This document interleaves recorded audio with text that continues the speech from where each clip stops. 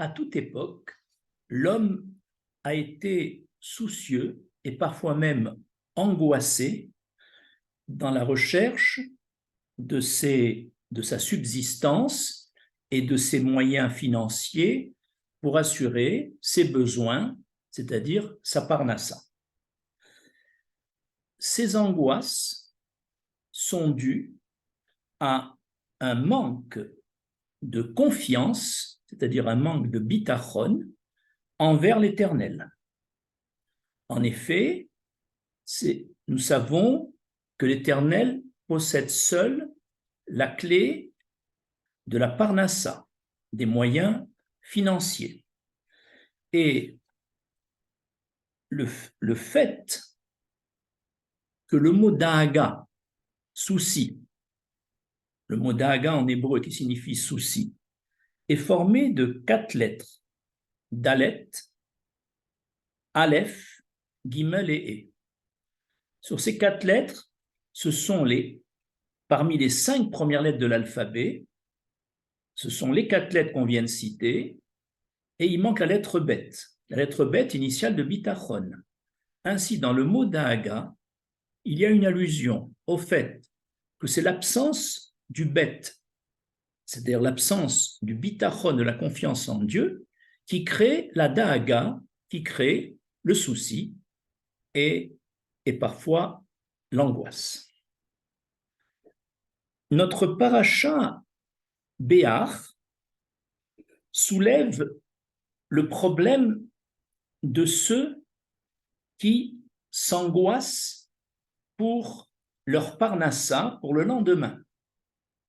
En effet, après avoir reçu l'ordre de la Shemitah, c'est-à-dire de laisser la terre en friche, de ne pas labourer, de ne pas ensemencer, de ne pas engranger les récoltes, puisque les récoltes vont être à la disposition de tous, alors la Torah écrit au chapitre 25, verset 20 de notre paracha Béar, Vechi tomru manuchal bashana hashevirit, et si vous vous dites, qu'allons-nous manger à la 7e année? En velo nizra, n'est-ce pas qu'on ne pourra pas ensemencer? Velo neesof et tevuatenu, et on ne peut pas engranger nos récoltes. Alors l'Éternel répond à cette question, à la question qu'aurons-nous à manger la 7e année? Voici la réponse de l'Éternel au verset 21 qui suit. Vetsiviti et birchati lachem, j'ordonnerai ma bénédiction pour vous, dit l'Éternel, Beshana Ashishit, lors des récoltes de la 6e année, Verasta et Atevoa, et la terre produira les récoltes, les Shalosh Ashanim, pour 3 ans.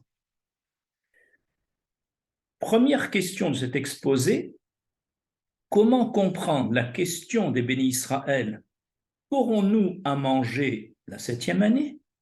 Et comment comprendre la réponse de l'Éternel, la terre produira pour vous, lors de la Shemitah, à la 6e année, 3 années de récolte.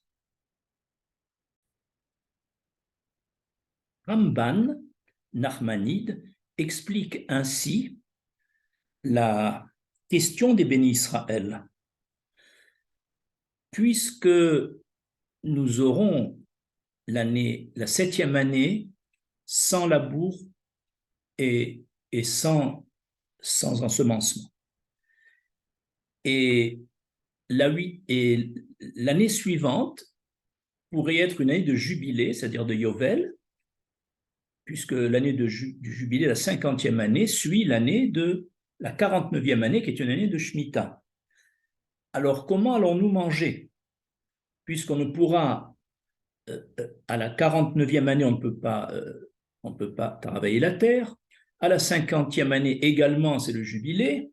Ce n'est qu'à la 51e année que l'on pourra semer et récolter.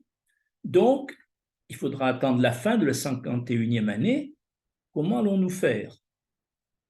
Et selon Ramban, la réponse de l'Éternel, c'est qu'à la fin de la 6e année, quand vous allez récolter ce que vous avez semé au cours de la 6e année, vous aurez une récolte de volume triple pour 3 ans, et pour la 7e, et pour la 49e année, et pour la 50e du jubilé, et pour la 51e.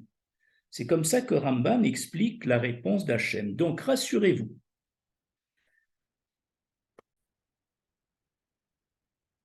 Le commentateur Kéli Yakar s'étonne de la réponse de Ramban.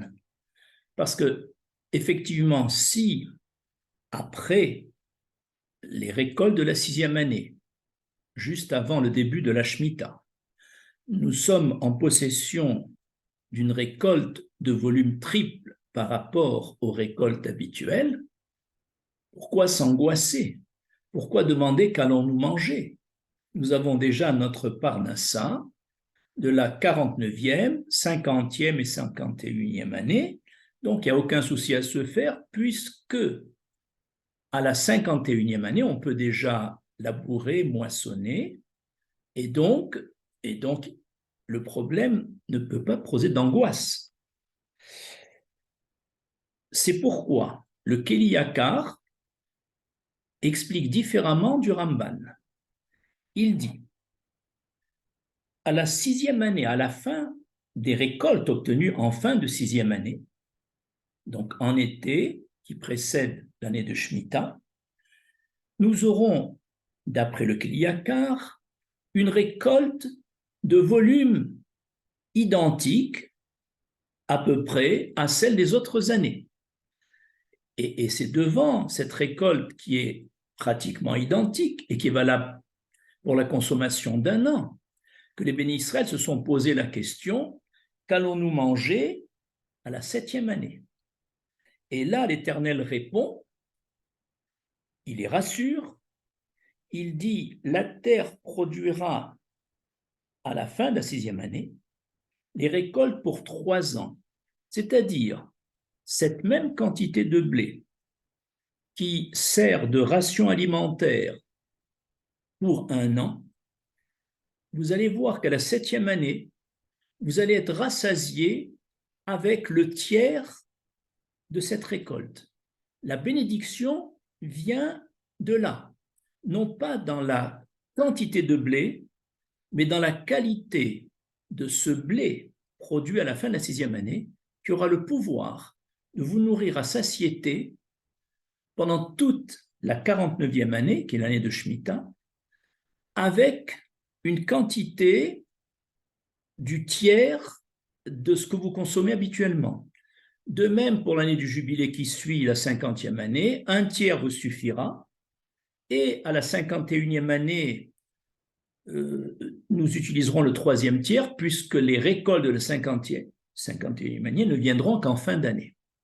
Ainsi, la beracha, la bénédiction, vient sur la qualité, le pouvoir de ce blé d'en consommer peu et d'être bien nourri, et non pas sur la quantité. Et peut-être de façon générale,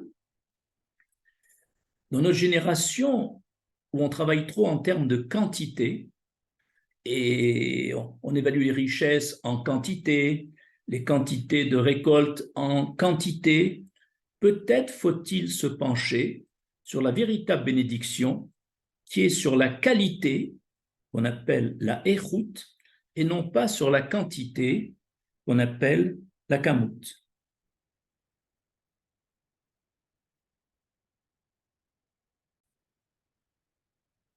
Ainsi, dans les années normales, le bitachon qu'on doit avoir envers l'Éternel consiste à être confiant que l'Éternel nous assurera nos besoins, d'autant plus que nous le servions. Et dans les années de Shemitah ou de Jubilé, Hachem attend de nous un autre bitachon, c'est celui, après avoir récolté en fin de 6e année, être persuadé que les petites quantités nous suffiront pour assurer nos besoins, et ce bitachon, grâce à ce nouveau bitachon, alors, avec confiance, on obéira aux lois de la Shemitah, on ne labourera pas, on ne sèmera pas, on n'engrangera pas et on laissera nos champs à la disposition de tous et de nous-mêmes. Enfin, selon le commentateur Shagat Aryeh, lui pense que la question des bénis Israël, qu'aurons-nous à manger durant la Shemitah, n'est pas une question d'angoisse, parce que les bénis Israël ont accepté avec bitachon la Shemitah, mais c'est une question de curiosité. Ils veulent savoir sous quelle forme de miracle ils seraient nourris pendant les 3 ans, 49e, 50e et 51e année, ou en général la 7e et la 8e année. Et est-ce qu'ils vont être nourris par la manne, comme dans le désert, ou par un autre miracle? D'ailleurs, il y a une allusion à cela, puisque quand ils ont dit manouchal, qu'allons-nous manger, les initiales de ma, même, et de nouchal, nun, même et nun, forment le mot man. Est-ce par le miracle de la manne que tu vas nous nourrir pendant ces 3 ans, ou par un autre moyen? Et voici, on a ainsi répondu à la question des bénis Israël et à la réponse de l'Éternel. Deuxième question. Quels sont les dégâts provoqués par la non-confiance en Dieu qui pourvoit la parnassa? Lorsqu'un homme n'a pas de bitachon, n'est pas convaincu que la parnassa vient exclusivement de l'Éternel, il se met donc en circuit fermé, à la recherche de travail, il se soucie, il s'angoisse pour le lendemain, et il est obligé de faire plus d'efforts que s'il avait fait confiance en l'Éternel pour sa parnassa. C'est lui qui en a décidé ainsi, et par ses angoisses, il peut y avoir des conséquences sur le plan de sa santé, parce que les soucis et les angoisses minent la santé. Cela peut avoir des conséquences également sur sa relation avec l'Éternel, en ne croyant pas trop que la parnassa vient de l'Éternel, il s'écarte de l'Éternel, il s'éloigne.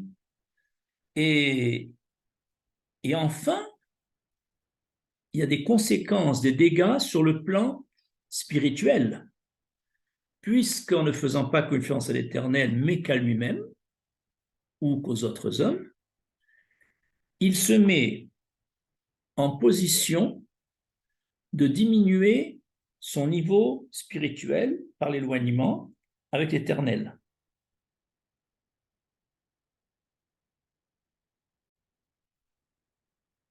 De plus, un autre dégât sur le plan familial.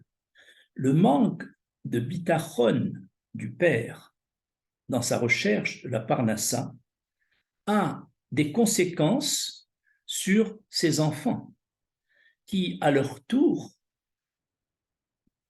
auront un manque de bitachon, et à leur tour courront derrière la parnassa, et donc au détriment souvent de leur progression spirituelle. Enfin, un dernier dégât, celui qui fait confiance à ses propres efforts pour assurer la parnassa. Les efforts doivent être nécessaires. On doit être convaincu que la parnassa, malgré nos efforts, ne vient pas de nos diplômes, de nos compétences commerciales, de notre dépend de nous-mêmes. On doit faire des efforts, mais on doit être convaincu que notre parnassa vient d'Hachem. Jusqu'aujourd'hui, notre parnassa est comme une manne qui tombe du ciel par soi-disant métier, soi-disant efforts, qui ne sont que la façade pour couvrir le miracle d'Hachem. C'est pourquoi celui qui fait confiance à l'œuvre de ses mains, au lieu de faire confiance à l'Éternel, c'est comme s'il disait « Kochi verotzmi rasuchail » c'est ma puissance, c'est ma force qui ont produit ce succès. Et ça, c'est un autre dégât parce que ça rentre dans le cadre de l'hérésie. Ça frise l'hérésie. Voilà donc les divers dégâts provoqués par la non-confiance en Hachem. Et enfin, le dernier dégât, parce que je ne lui fais pas confiance, je me mets dans la position où seul moi peux assurer ma parnassa. Avec cet état d'esprit, même la bénédiction que j'aurais pu avoir, elle est bloquée parce que cet état d'esprit bloque la bénédiction éventuelle d'Hachem.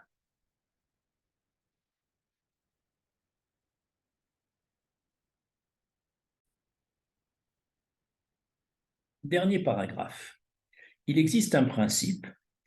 Lorsqu'on ne croit pas en une promesse divine et également sur le plan de la parnassa, alors on ne pourra pas bénéficier de cette promesse divine. En effet, j'illustre cela par l'exemple de Élisha et de l'officier du roi. Dans le livre des rois, il est relaté que le roi de Syrie fit le siège du territoire de Shomron, de la Samarie. Et les bénis Israël, encerclés, subirent une très grande famine puisque les marchandises ne pouvaient ni rentrer ni sortir. Et de cette famine, les prix des produits de base, notamment du blé, est monté fortement. Le prix de toutes les denrées. Un jour, Élisha, qui était dans le camp d'Israël, le prophète Élisha, il annonça la prophétie suivante qu'Hachem lui avait dit. Élisha a dit « Écoutez la parole de Dieu », ce que je dis se trouve dans le livre des Rois 2 au chapitre 7, au début du chapitre 7. Il leur dit « Écoutez la parole de Dieu », il m'annonce que demain, à pareille heure, donc dans les 24 heures, aux portes de Shomron, donc du territoire de Samarie, on aura un CA de blé, un CA c'est environ 12 litres, de farine de blé pour 1 shekel. L'intendant du roi, qui était le ministre des Finances, a entendu le message et il a été incrédule. Et il a dit, c'est impossible. Tu annonces un prix qui est 100 fois inférieur à celui d'aujourd'hui. On ne peut pas avoir une chute des cours dans le rapport 100 en 24 heures. Même si Dieu ouvrait toutes les cataractes du ciel, il est impossible qu'une telle chose puisse se réaliser. Alors Élisha répondit à l'officier du roi, tu verras de tes propres yeux la chute de ces cours, mais tu ne pourras pas en profiter et tu ne pourras pas manger de ce blé bon marché. Que s'est-il passé?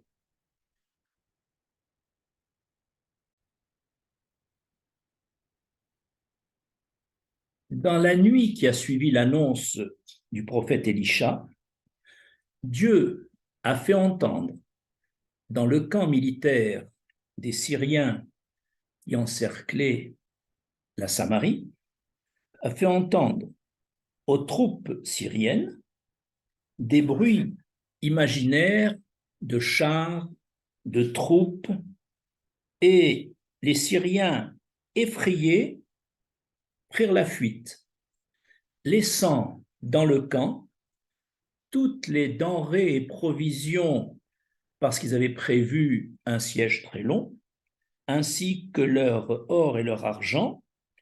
Et lorsque, au petit matin, il y avait 4 lépreux, dit le texte, qui étaient sur le point de mourir de faim, ont décidé de se rendre dans le camp syrien, perdu pour perdu, demander l'asile en espérant qu'on ne les tue pas.